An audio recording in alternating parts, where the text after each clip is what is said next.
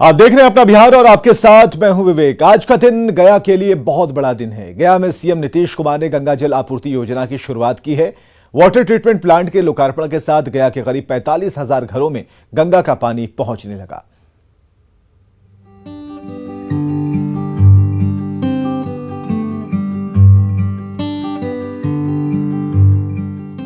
कहते हैं भगीरथ अपने पूर्वजों के लिए गंगा को धरती पर लाए। अपने भगीरथ प्रयास से बिहार के मुख्यमंत्री नीतीश कुमार ने गंगा के पानी को नालंदा के बाद गया और बोध गया तक पहुंचा दिया। गया में सीएम नीतीश कुमार ने वाटर ट्रीटमेंट प्लांट का लोकार्पण किया। हर घर गंगा का जल योजना के शुरू होते ही गया के घरों में गंगा जी का पानी पहुंचने लगा। हमको लग रहा था कि जल्दी से जल्दी हम गंगा जल भी पहुंचा दें आप लोगों के उपयोग के लिए, तो मुझे खुशी होगी। आज मुझे सचमुच भीतर से प्रसन्नता है कि आप सब लोगों के लिए। पहले फेज में गया के 45,000 घरों में गंगा के पानी की सप्लाई शुरू हुई, जिसकी परिकल्पना बिहार के मुख्यमंत्री नीतीश कुमार ने 2019 में की थी। लेकिन इसको धरती पर उतारना इतना आसान नहीं था। गया के लोगों तक गंगा का जल पहुंचाने के लिए 450 किलोमीटर लंबी पाइपलाइन बिछाई गई, वो भी तब जबकि कोरोना काल चल रहा था। और आप कल्पना कीजिए कि आज बोध गया, गया, राजगीर जैसे शहरों में अब गंगा जल मिल रहा है, कोई इसकी कल्पना नहीं कर सकता। और हर घर गंगा जल मिल रहा है। केवल एक जगह शहर में गंगा जी नहीं आई, अब हर घर में जा रहा है। साल 2019 में योजना की कल्पना कर दी गई। सीएम नीतीश के इस सपने को पूरा किया जल संसाधन मंत्री संजय झा ने। 2019 में कैबिनेट की मुहर के बाद जल संसाधन विभाग ने योजना पर काम शुरू किया। जल संसाधन मंत्री संजय झा ने योजना को पूरा करने के लिए दिन रात काम किया। कोरोना संकट के बावजूद 3 साल के रिकॉर्ड समय में योजना को पूरा कर लिया गया। हर घर गंगा जल योजना पर करीब 4,000 करोड़ रुपए का खर्च आया है। पूर्वज के लिए ला, यही कहा मान्यता है कि अपने पूर्वज के कल्याण के लिए भगीरथ गंगा जी को धरती पर लाए। और आप तो राजगीर, गया, बोध गया, नवादा लाखों लोगों के घर में गंगा जी जाकर के पहुंचा दी। माननीय मुख्यमंत्री जी, हम लोगों का सौभाग्य है। कहते हैं ना, जहां चाह वहां राह। हर घर गंगा जल की योजना ने इस कहावत को चरितार्थ कर दिया है, क्योंकि जिन इलाकों में कोई गंगा जल के बारे में सोच भी नहीं सकता था, वहां नल से गंगा जी का जल अब पहुंच रहा है। न्यूज़ 18 के लिए गया से विनीता मिश्रा और एलन लीली की रिपोर्ट।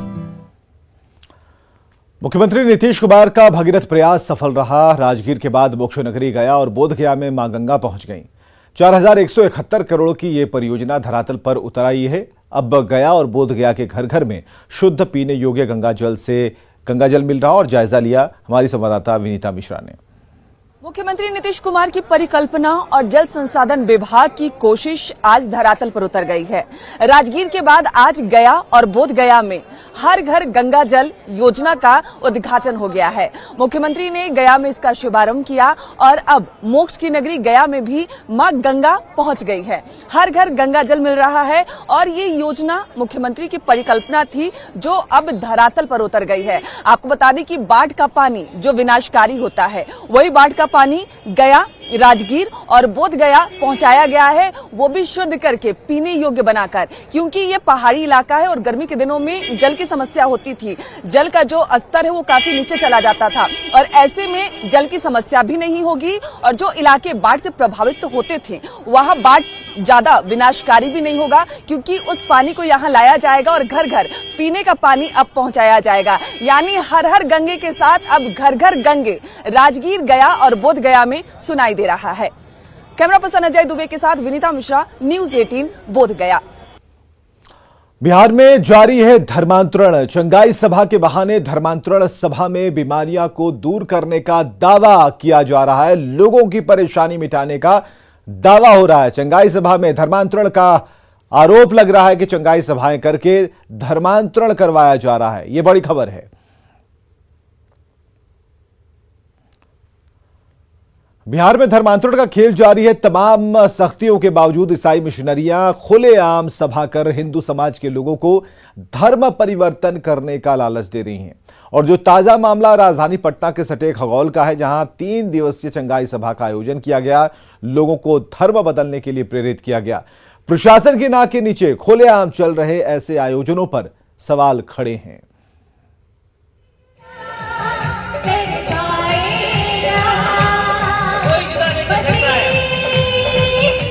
दोनों हाथ ऊपर कर गीत संगीत पर नाचते थिरकते ये लोग किसी साधु संत की सभा में शामिल होने नहीं आए। यहाँ तो धर्मांतरण का खेल चल रहा है, वो भी भव्य सभा के आयोजन के जरिए। तस्वीरें राजधानी पटना से सटे खगौल इलाके की है, जहाँ ईसाई मिशनरी की ओर से 3 दिवसीय चंगाई सभा का आयोजन किया गया। प्रभु यीशु की प्रार्थना के जरिए भारी संख्या में हिंदुओं के साथ ही हिंदू से कन्वर्ट हुए लोगों को बुलाया गया और उन्हें धर्म परिवर्तन कराने को प्रेरित किया गया।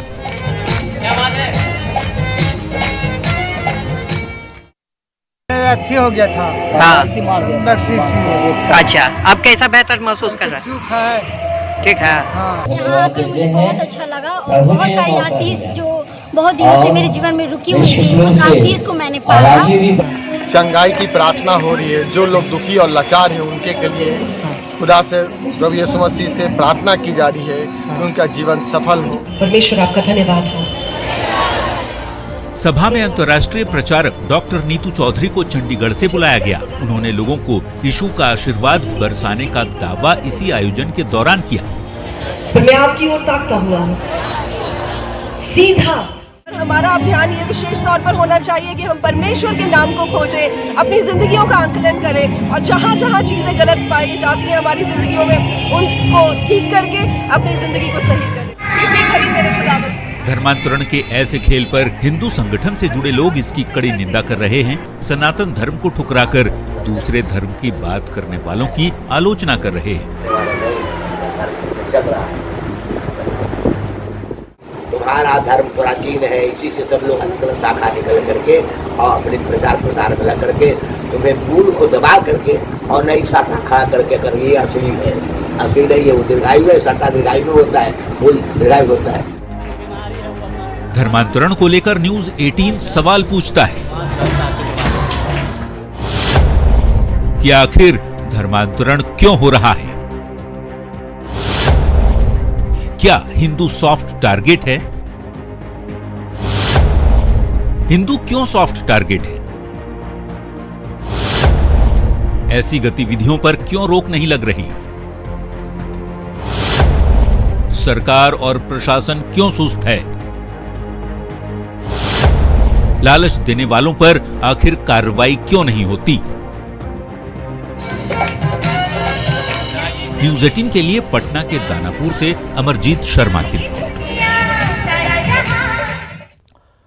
धर्मांतरण पर सुप्रीम कोर्ट ने क्या कहा वो भी जान लीजिए। दरअसल 14 नवंबर को सुनवाई करते हुए सुप्रीम कोर्ट ने कहा था कि धर्म की आजादी है, लेकिन जबरन धर्म परिवर्तन की कोई स्वतंत्रता नहीं है। संविधान के तहत धर्मांतरण कानूनी है, लेकिन जबरन नहीं हो सकता। सुप्रीम कोर्ट ने देश की सुरक्षा के लिए इसे गंभीर बताया। देश की सर्वोच्च अदालत ने कहा कि धर्मांतरण नहीं रोका गया तो मुश्किल परिस्थितियां खड़ी हो जाएंगी। इधर धर्मांतरण पर सुप्रीम कोर्ट के सवाल पर केंद्र ने क्या कहा था वो भी जान लीजिए। केंद्र ने अपने जवाब में धर्मांतरण को बेहद गंभीर बताया है। जबरन धर्मांतरण रोकने के लिए उचित कदम उठाने की बात कही गई। केंद्र सरकार का कहना है कि धर्म की स्वतंत्रता के अधिकार में धोखा देकर धर्मांतरण शामिल नहीं है। लालच देकर धर्मांतरण पर 9 राज्यों में कानून पारित किए गए और यह भी केंद्र की ओर से दलील दी गई है। चलिए खबर है सीमांचल से, जहां निशाने पर हिंदू लड़कियां हैं। लव जिहाद का खेल चल रहा है। मुस्लिम युवक भड़काकर शादी का झांसा देकर धर्म को छिपाकर लड़कियों को अपने जाल में फंसा रहे हैं। ऐसा ही एक और मामला सामने आया है पूर्णिया के बनमनखी से, जहां मुस्लिम युवक फराज पर एक हिंदू लड़की को अगवा कर भगाने का आरोप है। परिजनों ने FIR दर्ज कराकर बच्ची की रिहाई की गुहार लगाई।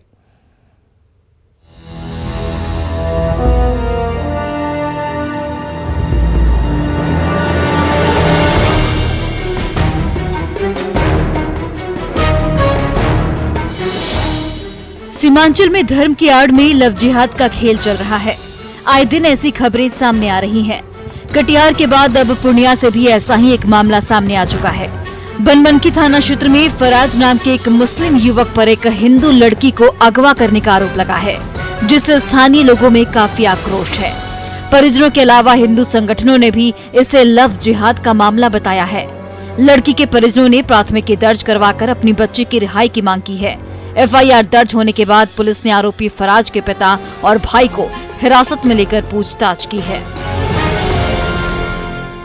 वही लड़का है और उसके फादर को, उसके भाई को भी थाना भी लाया गया, लेकिन प्रशासन जो है उसको किसी तरह से बिना कहले अपना छोड़ दिया है। फिर दबाव रहा, लेकिन इन लोग का कोई एक्शन नहीं लिया गया है। 3 दिन हो गए अभी तक नहीं आई है।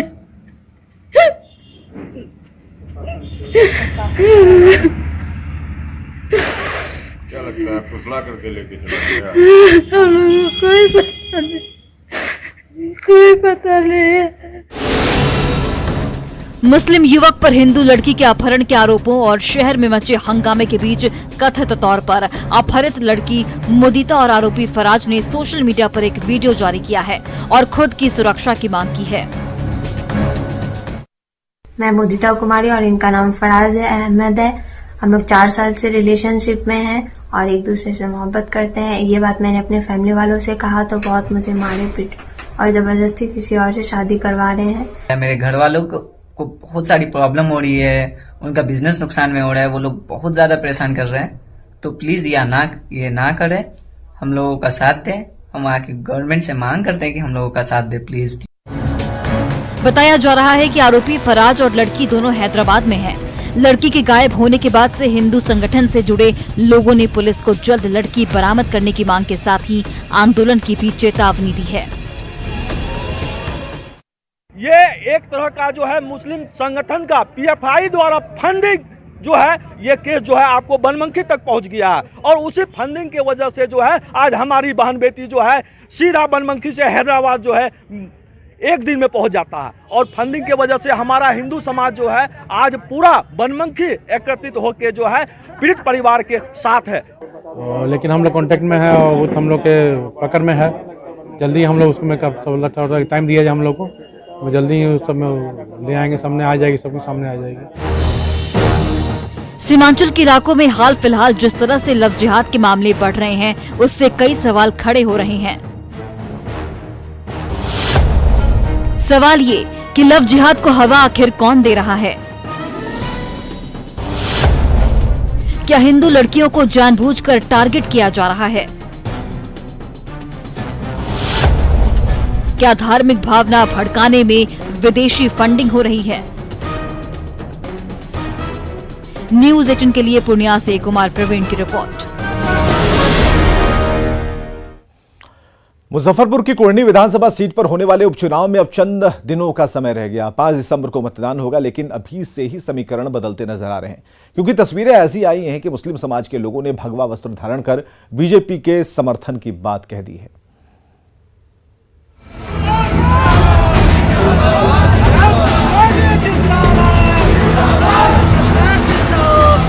कुर्नी सीट को लेकर जितनी तेज सियासत हो रही है, शायद बिहार में कहीं नहीं। 5 दिसंबर को इस सीट के लिए उपचुनाव होगा, यानी मतदान। लेकिन अभी से तस्वीरें कुछ ऐसी आ रही हैं, जिसे देखकर समीकरण साधने वाले भी अचंभे में पड़ जाएंगे। भगवा गमछा धारण कर रहे ये लोग कुर्नी के मुसलमान हैं, जिन्हें मस्जिद के सामने ही भगवा रंग में रंग दिया गया है। यही नहीं, ये लोग बीजेपी को समर्थन देने के साथ ही नरेंद्र मोदी जिंदाबाद के नारे भी लगा रहे हैं।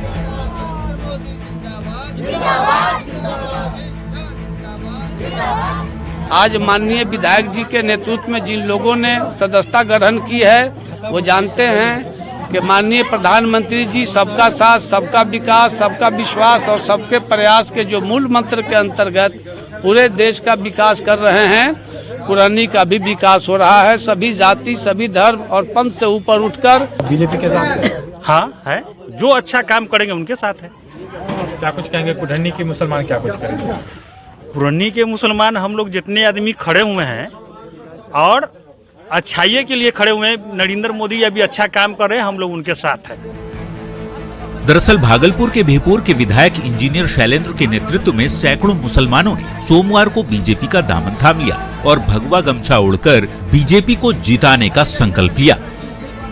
आप जानते हैं, आप देखते थे कि जो मुस्लिम भगवा कलर से भागते थे, डरते थे, घृणा करते थे, आज सारे मुसलमान लोग अपने माथे पर भगवा लहरा रहे हैं। ये क्या दर्शाता है? यहाँ जो जदयू का कैंडिडेट है, जो पहले भी आरजेडी का कैंडिडेट हुआ करता था, इन सबों को ठगने का काम किया है। इसलिए इन्होंने निर्णय लिया है कि हमको बंधुआ मजदूर बनाया। आज तक मुसलमान को बंधुआ मजदूर बनाकर जात पात और हिंदू मुसलमान करके आज तक वोट लिया है। निर्णय लिया इन्होंने कि हम आज भारतीय जनता पार्टी को सपोर्ट करेंगे। दावे चाहे जो कर लिए जाएं, लेकिन समय ही बताएगा कि कौन किसके साथ है, कौन अपना कीमती वोट किस उम्मीदवार को देता है। लेकिन मुसलमानों के भगवा वस्त्र धारण करने की ये तस्वीर MY समीकरण की बात करने वालों की नींद जरूर उड़ा सकती है। न्यूज़ 18 के लिए मुजफ्फरपुर से प्रियांक सौरभ की रिपोर्ट। 6 महीने पहले दिल्ली में रह रहे बांका के अंजन दास की हत्या का खुलासा हो गया। अंजन दास की हत्या उनके बेटे और पत्नी ने ही की थी। श्रद्धा हत्याकांड की तरह दोनों बैग में भरकर शव के टुकड़े अलग अलग इलाकों में फेंक देते थे। दिल्ली में श्रद्धा जैसा एक और मर्डर। पत्नी और बेटे ने ही कर दी अंजन की हत्या। बारी बारी से ठिकाने लगाते थे शव के टुकड़े।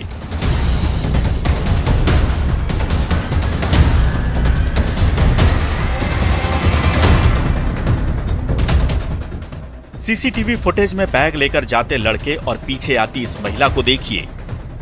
ये जानकर हैरान रह जाएंगे कि इस बैग में सामान नहीं, शव के टुकड़े भरे हैं, जिन्हें ये दोनों अलग अलग इलाकों में फेंककर ठिकाने लगा देते हैं। तस्वीरें दिल्ली की हैं।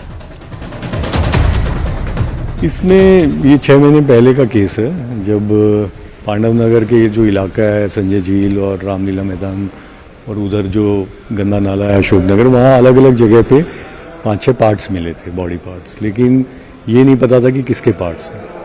तो ये केस मर्डर में दर्ज हो गया था, लेकिन इसमें यही नहीं पता चल रहा था कि मर्डर किसका हुआ है। अब सीसीटीवी फुटेज के पीछे की पूरी कहानी जान लीजिए। इसमें लव, सेक्स, शादी और धोखा सब कुछ है। इस कहानी की शुरुआत होती है साल 2011 में। बिहार के बांका के रहने वाले अंजन दास को दिल्ली की महिला पूनम से प्यार हो जाता है। 6 साल बाद 2017 में दोनों शादी के बंधन में बंध जाते हैं। पूनम के पहले पति से एक बेटा और 2 बेटी हैं। पहला धोखा तब मिलता है जब पूनम को पता चलता है कि अंजन पहले से शादीशुदा है और बिहार में उसके 8 बच्चे हैं। दूसरा धोखा तब मिलता है जब नशे के आदी अंजन दास की बुरी नजर पूनम की विधवा बेटी और बहू पर पड़ जाती है। फिर क्या था? पूनम अपने बेटे के साथ मिलकर हत्या की साजिश रचती है। दोनों अंजन के खाने में नशे की गोलियां मिला देते हैं और उसके बेहोश हो जाने के बाद पूनम का बेटा चाकू से गला रेतकर उसकी हत्या कर देता है। अब सवाल उठता है शव को ठिकाने लगाने का। यहाँ पर दोनों वही तरीका अपनाते हैं जो तरीका आफताब ने श्रद्धा की हत्या के बाद अपनाया था। शव के टुकड़े कर फ्रिज में रख देते हैं और बैग में भरकर रात के अंधेरे में दिल्ली के अलग अलग इलाकों में फेंकते हैं। पुलिस को शक तब होता है जब दिल्ली के अलग अलग इलाके से शव के टुकड़े मिलने की बात सामने आने लगती है। फिर पुलिस तहकीकात शुरू करती है और करीब 6 महीने बाद अंजन दास हत्याकांड का खुलासा हो जाता है। जो इन्वेस्टिगेशन में एक जो बहुत अच्छी बात आई कि हम वो कपड़े इनसे रिकवर कर लिए हमने, इनके यहाँ से जो इन्होंने पहने हुए हैं सीसीटीवी, उससे हमारे को बिल्कुल पुख्ता हो गया कि ये मर्डर इन्होंने ही किया है। जब हमने फिर से इसका इंट्रोगेशन किया तब इन्होंने पूरी कहानी का खुलासा किया, कबूल किया कि कैसे इन्होंने उसको शराब पिलाई, नींद की गोलियां पिलाई, खिलाई दी और बाद में उसके बॉडी के टुकड़े। ये बात साफ हो जाती है कि अंजन की हत्या उसकी पत्नी ने बेटे के साथ मिलकर की थी। 6 महीने बाद जिस तरीके से अंजन हत्याकांड का खुलासा हुआ है, इसे देखते हुए कहा जा सकता है कि अपराध का खुलासा होता जरूर है, आज या कल। न्यूज़ 18 के लिए दिल्ली से शंकर आनंद की रिपोर्ट। राजधानी पटना में आपसी रंजिश में अपराधियों ने युवक की गोली मारकर हत्या कर दी। वारदात को पटना के गौरीचक थाने के सुडीहा गांव में अंजाम दिया गया। मृतक की पहचान सुडीहा पंचायत की वार्ड सदस्य किरण देवी के बेटे वीरेंद्र कुमार के रूप में की गई है और बताया जाता है कि वीरेंद्र कुमार अपने पिता रामपति रविदास के साथ बाइक पर सवार होकर अपने गांव से अरवल जा रहा था। इसी दौरान घर से थोड़ी दूर पर गांव के ही रहने वाले सुबोध कुमार और उसके समर्थकों ने उसे घेरा और उसके सिर में 2 गोली मारी। इससे उसकी मौके पर ही मौत हो गई। खबर है कि पिछले साल हुए पंचायत चुनाव के वार्ड सदस्य पद पर मृतक की मां किरण देवी ने जीत हासिल की थी, जबकि सुबोध के समर्थक की चुनाव में हार हो गई थी। तभी से दोनों परिवार के बीच विवाद चल रहा था। फिलहाल पुलिस ने शव को कब्जे में लेकर पोस्टमार्टम के लिए नालंदा मेडिकल कॉलेज भेज दिया है और आगे की जांच चल रही है। जानते नहीं, जब हम वजह क्या बताएं, जो जानकारी आपको है तो वजह तो जानते नहीं है। क्या लूटपाट में हत्या किया है या तो पहले से कोई दुश्मनी था? पहले तो था दुश्मनी, साल भर से चल रहा था। किस जानकारी आपको क्या? जानकारी सुबह में हुआ कि जैसे डिहा में मर्डर हो गया है जी। उसके बाद सब हम लोग कहेंगे कि फोर्स की तैयारी कीजिए, प्रशासन को हम लोग तैयारी किए और उसके बाद वो लोग सब अपना 3 गाड़ी से सब बड़ा वो सब टोटल जो स्टाफ से चले गए सर। उसके बाद वहाँ से आया है, हमारा कमान कटा है डेड बॉडी ले जाने के लिए, तो डेड बॉडी ले जाके हम गोली मारा है। हाँ गोली तो मारा है सर। ये गोली लगा। दानापुर के फुलवारी शरीफ में गहनों की दुकान में बड़ी लूट हुई है। 7 की संख्या में आए अपराधियों ने राधेश्याम ज्वेलर्स में लूट की वारदात को अंजाम दिया। लुटेरों ने 2.5 लाख रुपए कैश और लाखों के जेवरात लेकर फरार हो गए। सीसीटीवी फुटेज में भी आप देख पाएंगे कि दुकान में घुसते ही बदमाशों ने दुकानदार की कनपट्टी पर हथियार सटा दिया, मारपीट करने लगे, लूट की वारदात को अंजाम देने लगे। हमेशा की तरह पुलिस घटना घट जाने के बाद पहुंची और जांच में जुटी, लेकिन सवाल है कि एक ही इलाके में क्यों बार बार लूट की घटनाएं हो रही हैं और पुलिस उसे रोक पाने में नाकाम है। इससे पता चल सकता है जूता है गल्ला पर बैठे हुए थे। वहाँ मेन मेरा सब लॉक था, जो था। सबसे पहले चाबी मारा, यहाँ चाबी कैप्चर में लिया हाथ में। इसके बाद अपने से नहीं खोला तो सब हमसे खुलवा लिया। पिस्तौल गिरा हुआ था, मारा भी चौड़ा कस के। कितना लोग था? कितना? लगभग 6 से 7 लोग था। 1-2 लोग बाहर भी खड़ा था। आगे देखिए जोहार झारखंड।